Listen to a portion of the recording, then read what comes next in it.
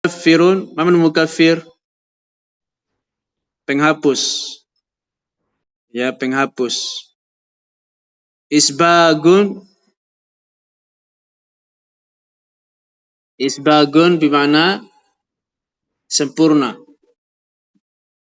atau menyempurnakan. Al-makarih, yang dibenci. Yang dibenci. taib, yang dibenci. Nam. Al-makarih hiya jama' wa mufraduha makruh. Al-khuta, al-khuta, khata yakhtu, al-khuta bimana langkah atau melangkah. Syahwatun bimana syahwat. Ar-ribat, ar-ribat bimana al-mulazamatu ala ta'atillah. Al-mulazamatu ala ta'atillah yakni daiman al-mudawamah fil ibadah. Selalu melakukan ketaatan kepada Allah. Selalu melakukan ketaatan kepada Allah. At-tartib, at-tartib bimana tertib. Al-muwalat, al-muwalah bimana berurutan. Berurutan. A'aza yu'izu, a'aza yu'izu. Apa makna a'aza yu'izu?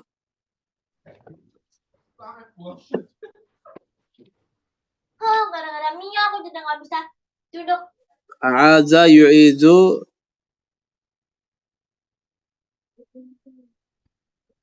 Semua Mia punya pasal. Memberi pertolongan. Kef? Naam, memberi pertolongan. Memberi pertolongan. Tagsil. Apa makna tagsil? Membasuh. Memandikan. Tayyib, pencuci ya, atau memandikan. Gaiba, gaiba itu artinya gaib atau hilang, ya, gaib atau hilang. Nawaqidu jama' min naqid, jama' min naqidin. Nawaqid, ya batal ya. Al-faraj, al-faraj ini kemaluan. Al-zakar juga demikian. Hikmatun bimana hikmah. Taib. Hukmu taharati bin nisbati lissalah. Hukum bersuci atau berwudu bin nisbati lissalah. Berdasarkan pelaksanaan sholatnya. Taib. Man taqra. Ana Ustaz. Tafadhali. الأول حكم الطهارة بالنسبة للصلاة. الطهارة من النجاسة والحدث الأصغر والأكبر شرط لصحة الصلاة. والدليل على ذلك قول الله تعالى: يا أيها الذين آمنوا إذا قمتم إلى الصلاة فاغسلوا وجوهكم وأيديكم إلى المرافق وامسحوا برؤوسكم وأرجلكم إلى الكعبين. Baik, istamiri. الثاني. Naam. Hukmu taharati binisbati lissalah. Hukum bersuci, bersuci di sini umum ya. Bersuci dari hadas besar maupun bersuci dari hadas kecil. Nah, bagaimana keadaan seseorang yang bersuci berdasarkan hukum sholat? At-taharatu minan najasati wal hadasi al-asgar wal akbari syartun li sihhati shalah. Bersuci dari najas, dari najis, dan bersuci dari hadas kecil dan hadas besar. Ini merupakan syarat sahnya sholat. Jadi harus dibedakan, ada bersuci dari najis Ada juga bersuci dari hadas kecil dan hadas besar. Kalau bersuci dari najis, yaitu dengan menghilangkan najisnya, ain najisnya dihilangkan. Kemudian disiram pakai air dan juga baunya, warnanya juga harus hilang. Nah, ini cara at-taharah minan najasah. Baik. Kemudian at-taharah minal hadas al-asgar, yaitu dengan cara berwudu. Ya, keadaan orang yang tidak berwudu, maka dia dalam keadaan hadas al-asgar. Ya, siapapun yang tidak berwudu, maka dia dikatakan hadas al-asgar. Maka dengan wudunya itu, maka dia disebut dengan at-taharah minal hadas al-asgar. Kemudian wal akbar, ya, al-hadas al-akbar, yaitu dia membersihkan dirinya daripada di saat dia dalam kondisi junub. Ya, di saat dia dalam kondisi junub. Ya, at-taharah minal hadasi al-akbar ini yaitu dengan cara dia mandi junub. Dengan cara dia mandi junub. Maka at-taharah dari hal-hal seperti ini merupakan syarat daripada sahnya sholat. Barang siapa yang dalam dirinya masih ada najis, maka sholatnya tidak sah. Barang siapa yang tidak berwudu, maka sholatnya tidak sah. Dan barang siapa dalam keadaan masih junub, seperti dia habis haid, ia tidak mau mandi, ini junub. Yep. Maka sholatnya tidak sah. Ya, sholatnya tidak sah. Wa dalilu ala dzalika qaulullah ta'ala, dalil yang menunjukkan demikian adalah firman Allah Subhanahu wa taala, ya ayyuhalladzina amanu idza kuntum ilas salati faghsilu wujuhakum wa aydiyakum ilal marafiq wamsahu birusikum warjulakum ilal ka'bain. Ya, hadis ini menjelaskan bahwasanya sebelum mengerjakan sholat, maka hendaknya ia mensucikan dirinya terlebih dahulu. Dengan cara dia harus berwudu. Taib, ilahuna ma fi muskilah? Ma fi Ustaz. Wadih? Wadih insyaallah Ustaz. Taib. Al-an as-sani. Iqra'i. As-sani ta'riful wudu'i huwa ghaslul wajhi wal yadain wa mashur ra'si wa ghaslur rijlain bil ma'id tahur. Taib, ta'riful wudu, pengertian atau definisi daripada wudu. Disebut dengan wudu itu adalah ghuslul wajhi wal yadain. Ia mencuci wajah dan kedua tangan. Yang termasuk wajah di sini adalah mulut dan hidung. Kategori wajah di sini adalah mulut dan hidung. Kemudian wal yadain, yang dimaksud dengan dua tangan adalah mulai dari ujung jari sampai sikut. Itu yang dimaksud dengan tangan di sini. Nah, ada HP taliman. Baik. Kemudian wa mashur ra'si, mengusap kepala. Termasuk kepala di sini adalah kedua telinga. Termasuk kepala di sini adalah kedua telinga. Wa ghuslu ar-rijlaini bil ma, dan mencuci kedua kaki dengan air, yaitu mulai dari ujung kakinya sampai mata kaki. Nah, ini definisi daripada wudu. Ia harus membasuh atau mencuci beberapa bagian anggota wudu sesuai dengan ketentuan syariat. Tapi pertanyaannya, apakah boleh seseorang mengganti wudu dengan mandi? Karena mandi itu kan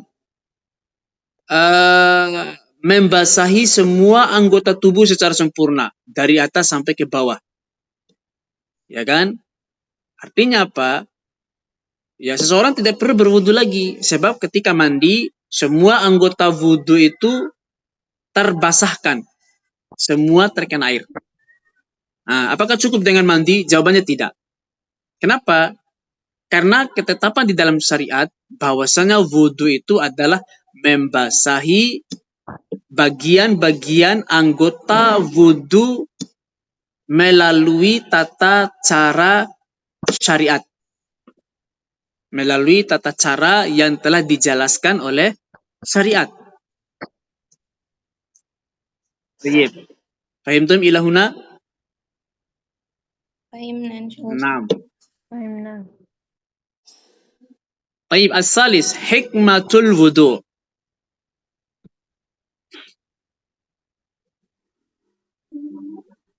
Hikmatul wudu. Naam. Iqra'i. الثالث حكمة الوضوء. الأول نظافة الأعضاء التي يكثر تعرضها للأوساخ. Naam, nadzafatu hikmatul wudu, hikmah berwudu. Apa hikmahnya? Kenapa kita diperintahkan untuk berwudu? Setiap kali sholat harus berwudu. Hikmah yang pertama, nadzafatul a'dha'i. Karena itu akan membersihkan anggota tubuh. Allati yaksuru ta'arruduha lil ausakh. Karena anggota tubuh ini banyak terpapar kotoran. Perhatikan, semua mahasiswi catat 20 faedah seperti biasa. Catat seperti biasa 20 faedah. Paham Tom? 6. Nanti diserahkan ke Roisnya. Ketua Itbanya nanti akan japri ke Ustaz Abbas. Sekali lagi, saya ingatkan, mahasiswi wajib mencatat 20 faedah. Ayo, lanjut. Membersihkan anggota tubuh tertentu karena ya ini banyak terpapar kotoran-kotoran. Kalau kita lihat anggota-anggota wudu, ini termasuk di antara hikmah syariat. Ya, kenapa wudu itu harus pada anggota badan tertentu? Karena anggota badan ini banyak terpapar kotoran. Ya, mulai dari kumur-kumur, kemudian memasukkan air ke dalam hidung. Ya, kumur-kumur mulut ini lebih sering terpapar kotoran. Banyak makan, ya kan? Banyak makan, ya. Ini kan mengotori mulut. Demikian pula hidung, ya banyak masuk kotoran debu, banyak nyangkut kotoran-kotoran debu itu di bulu-bulu hidung. Maka dengan berkumur dan istinsyak, ya atau istinsyak ya memasukkan air ke dalam hidung, ini akan membersihkan. Demikian pula wajah, demikian pula tangan, kaki, kepala, telinga. Ini semua adalah bagian-bagian anggota wudu terpapar dengan kotoran. Ya, ini alasannya kenapa berwudu lebih ditujukan kepada anggota tubuh tertentu. Jawabannya, karena anggota tubuh wudu ini adalah bagian tubuh yang terpapar dengan kotoran-kotoran. Nah, ini hikmahnya. Makanya Nabi SAW bersabda dalam sebuah hadisnya, bagaimana menurut kalian jikalau kalian memiliki sungai di depan rumah kalian, lalu kalian mandi dalam sehari 5 kali, apakah bersih? Para sahabat mengatakan, tentu bersih, wahai Rasulullah. Maka Nabi katakan, seperti itulah seseorang yang berwudu 5 kali dalam sehari, maka akan menjadikan tubuhnya bersih. Yep. Baik, yang kedua. الثاني الوضوء يجدد النشاط ويقوي على العبادة. Baik, al-wudu yujaddidun nasyata. Wudu ini yujaddidu bermakna memperbaharui an-nasyat, semangat. Ia bisa memperbaharui semangat, wa yuqawwi dan memperkuat alal ibadah, dalam beribadah. Ya, jadi semangat itu akan bangkit Demikian juga dalam ibadahnya itu akan kuat. Ini hikmah lain daripada berwudu. Maka seseorang jika muncul kemalasan, ya maka dianjurkan dia perbaharui wudunya. Dia wudu ulang. Karena ini akan membangkitkan semangat dia. Atau seseorang lagi ngantuk, maka dianjurkan untuk wudu. Tayyib. Nam as-salis. الثالث الوضوء مكفر للذنوب قال عليه الصلاة والسلام ألا أدلكم على ما يمحو الله به الخطايا ويرفع به الدرجات قالوا بلى يا رسول الله قال إسباغ الوضوء على المكاره وكثرة الخطى إلى المساجد وانتظار الصلاة بعد الصلاة فذلكم الرباط رواه مالك ومسلم والترمذي. Nam, asalis al-wudu mukaffirun lidzunub. Hikmah berikutnya, berwudu itu akan menghapuskan dosa. Berdasarkan hadis Nabi SAW, ala adullukum ala ma yamhullahu bihi al-khataya. Maukah saya tunjukkan kepada kalian ya apa yang Allah hapus dari dosa-dosa kalian? Sesuatu yang bisa menghapuskan dosa-dosa kalian. Wa yarfa'u bihi darajat. Demikian juga akan meninggikan derajat kalian. Ya. Jadi yang pertama yang akan ditunjukkan Nabi SAW adalah penghapusan dosa. Itu yang pertama. Kemudian yang kedua akan meninggikan derajat. Qalu bala ya Rasulullah. Baiklah wahai Rasulullah, kata para sahabat. Nabi berkata, isbagul wudu'i alal makarih. Menyempurnakan wudu dalam keadaan tidak disukai. Ya artinya al-makari di sini dimaksudkan adalah kondisi cuaca yang seseorang itu tidak memungkinkan untuk bisa menyempurnakan wudu. Seperti cuaca dingin. Ada kondisi-kondisi tertentu dinginnya luar biasa. Mungkin sedingin-dinginnya di Indonesia ini masih bisa kita tahan. Ya, di daerah-daerah tertentu di Indonesia, ya seperti di Malang, saya pernah di Malang dulu. Di sana sama di Bogor juga, saya pernah beberapa waktu yang lalu di Bogor. Sampai-sampai saya wudu waktu itu pakai air panas. Saya harus masak dulu air itu baru saya berwudu. Ya, harus menghilangkan sifat dinginnya. Saking tidak kuat. Nah, di Arab kondisi dingin seperti ini lebih keras lagi dinginnya. Lebih keras lagi. Ya. Nah, kata Nabi SAW, siapa yang berwudunya tetap ia wudu dengan sempurna, dia tahan dingin yang luar biasa tersebut. Maka ini menjadi sebab terhapusnya dosa dan ditinggikan derajat seorang hamba. Kemudian berikutnya kasratul khuta ilal masajid. Ia banyak melangkah ke masjid. Ya walaupun misalnya dia posisi rumahnya agak dekat dengan masjid, dia sengaja perbanyak langkah dengan langkah-langkah kecil atau mungkin dia memutar-mutar dulu pagarnya baru dia ke masjid. Nah, ini termasuk bagian daripada kasratul khuta. Ya.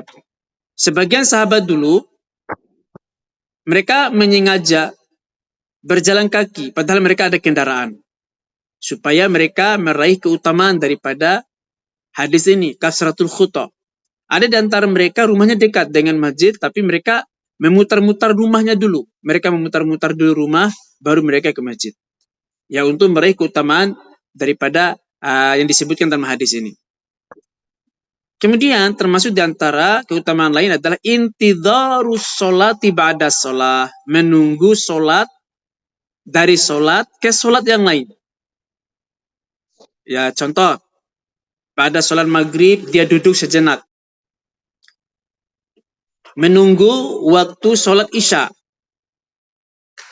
Ya menunggu waktu sholat isya. Ya mungkin dia membaca Al-Quran atau berzikir atau dia berdoa. sampai masuk waktu sholat berikutnya. Dari zuhur sampai ke asar atau dari subuh sampai ke zuhur.